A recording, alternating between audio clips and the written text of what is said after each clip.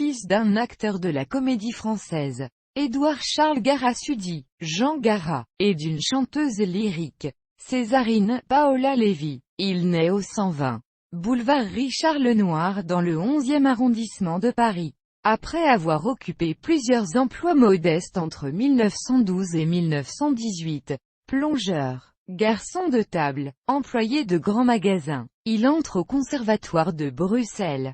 Il est ensuite boy au Casino de Paris et figurant au Moulin Rouge. En 1926, il remplace Maurice Chevalier dans l'opérette Ça, c'est Paris. En 1930, le cinéma parlant lui donne sa chance dans les versions françaises des productions allemandes de La Oufa. Il remplace ainsi Willy Fritsch dans la version française de Diderot von der Tankstelle, Le chemin du paradis, où il donne la réplique à l'actrice allemande Lilian Harvey.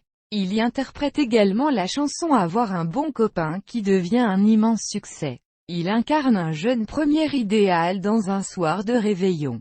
1933, et Il est charmant, 2 opérettes d'Albert Wilmetz adaptées au cinéma. Un contrat de 3 ans en poche avec la 20th Century Fox. Il part en 1933 pour les États-Unis et tourne à Hollywood dans Adorable, avec Janet Gaynor. En 1936, il joue aux côtés de Daniel Darieux dans Un mauvais garçon, dont la chanson-titre remporte également un grand succès. En 1938, dans L'accroche-cœur de Sacha Guitry, il joue aux côtés de Jacqueline de Lubac. Mais son train de vie extravagant, auto, yacht, avion, château, sa consommation de cocaïne, ses mariages et ses divorces achèvent de le ruiner. Il ouvre un restaurant, un magasin de jouets, mais les chèques sans provision et les échecs de ses derniers films font qu'il sombre dans la dépression. En 1944, il part en Suisse pour suivre une longue cure de désintoxication.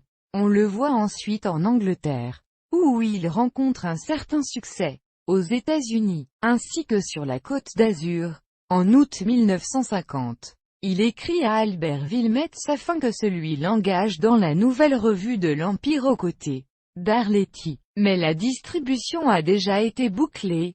Néanmoins, Wilmetz, touché de la détresse de l'artiste, lui envoie 500 francs. En 1951, il est à Alger. En 1952, il tente en vain un comeback à Paris dans un cabaret des Champs-Élysées. Au début de 1953, il donne un ultime tour de chant au cabaret La Villa d'Est, puis quitte la capitale pour la Côte d'Azur où on lui rend un ultime hommage au casino de Juan-les-Pins et où il retrouve, entre autres, Lilian Harvey, avant de partir en tournée avec un cirque. Il meurt à Hyères en 1959, entouré de sa 4e épouse et de son jeune fils.